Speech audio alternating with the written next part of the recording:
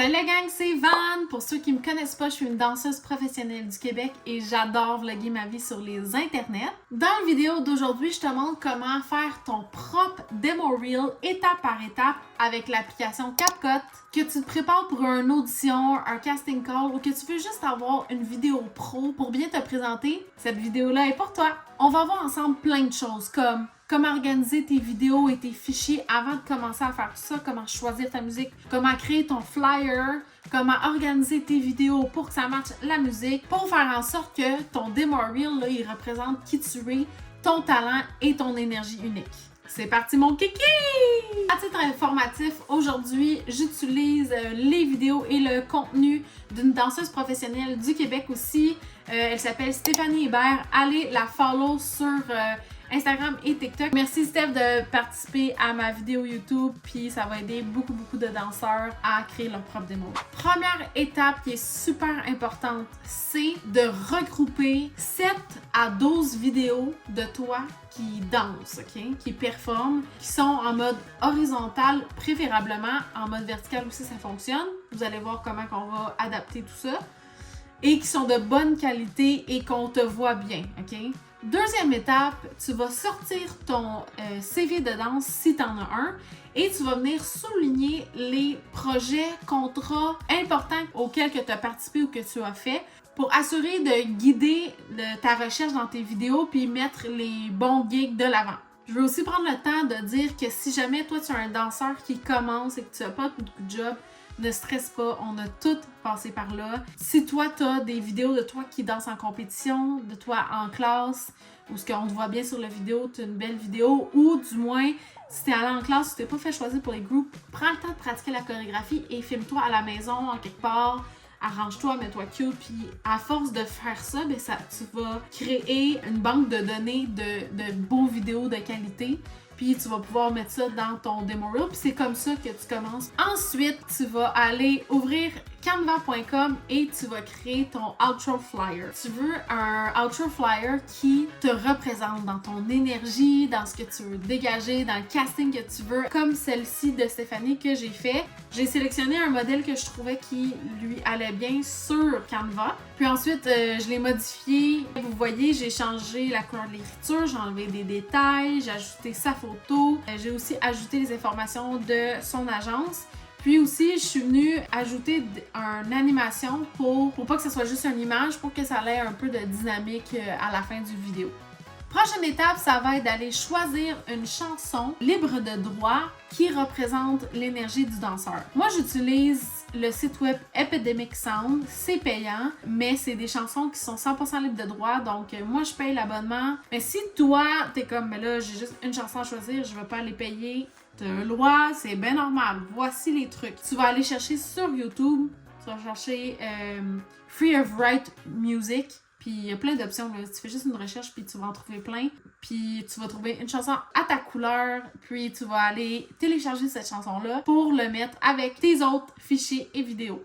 On est bientôt prête pour passer au montage, mais la dernière étape avant ça, ça va être d'aller télécharger des images de logos d'entreprises ou de projets pour lesquels que tu as travaillé. Exemple, si tu as dansé pour Chanteur Masqué, tu vas aller chercher le logo de Chanteur Masqué. Même chose pour Star Academy, même chose pour si tu as fait une compagnie, exemple, Belle. Si ça peut être un logo aussi d'une compagnie de danse, si tu danses pour ça. Ça peut être un logo d'une compétition de danse. Peu importe t'es rendu dans ton parcours de danse, tu peux aller chercher un logo.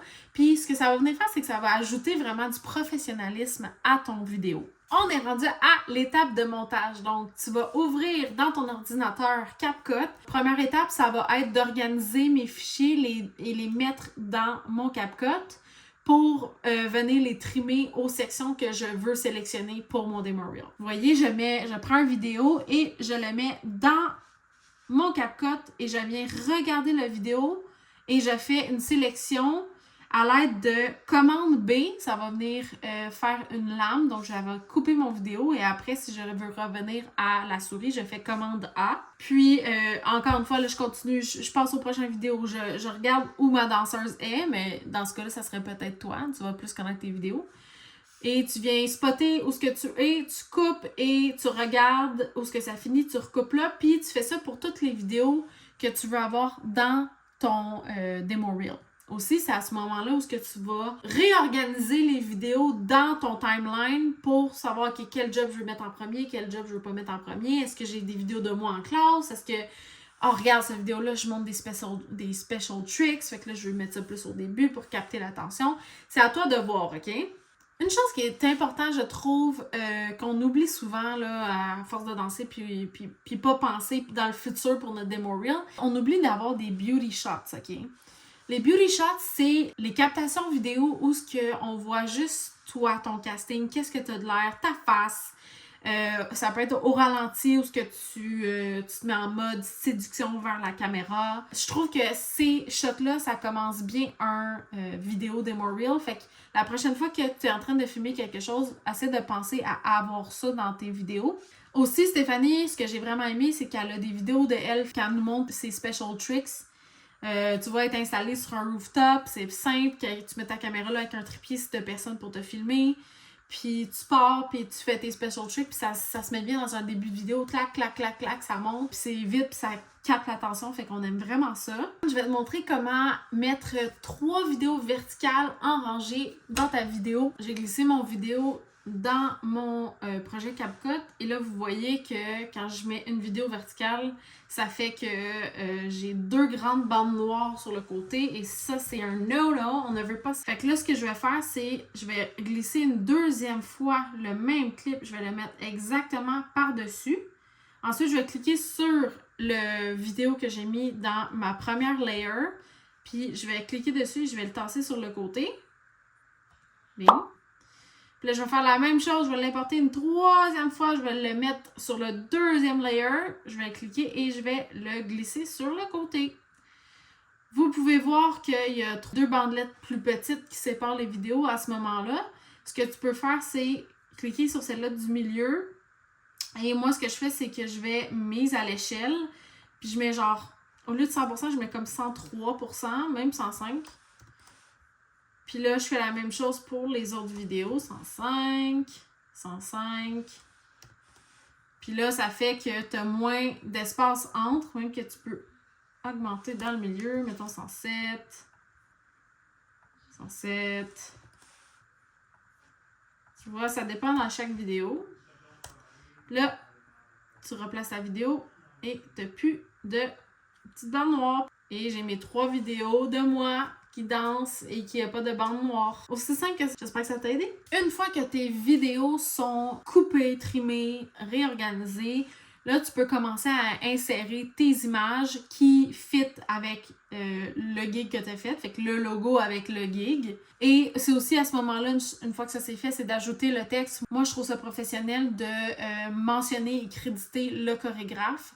Parce que non seulement un demo reel, c'est ton CV en visuel, mais ça va aussi venir montrer genre, OK, elle a fait des jobs, elle connaît cette personne-là, moi aussi je la connais, fait qu'il y a un lien de confiance qui se crée automatiquement. J'aime ça mettre ça, puis je trouve que ça vient vraiment compléter c'est un CV visuel. Comme vous pouvez voir, Stéphanie, c'est une OG dancer, ça fait longtemps qu'elle fait ça, elle a plein de vidéos, elle a plein de jobs. On n'a pas le temps de mettre tous les jobs qu'elle a eus. Voici ce que je propose de faire dans ce cas-là. De faire un montage photo de logo avec les compagnies auxquelles tu as travaillé. Puis, on va venir les rajouter à la fin du vidéo pour venir montrer une petite mention à toutes les compagnies pour lesquelles tu as pu travailler dans le passé. Puis, ça vient vraiment finaliser, genre, faire un genre professional stamp là, à ton demo reel. OK, genre, la personne a travaillé pour toutes ces compagnies-là. She's a working dancer. Puis, dans la même optique de le end flyer, j'ai pris le même background, j'ai juste ajouté les logos, puis j'ai créé une petite animation aussi pour que ça vienne dynamiser le tout. Une fois que tout ça c'est fait, ton demo reel s'en vient vraiment pas pire. Prends le temps de le réécouter, de reprendre des notes de choses que tu n'avais peut-être pas vues avant. Peut-être qu'il y a un texte ou une image qui s'est déplacée un peu. Réajuste ça.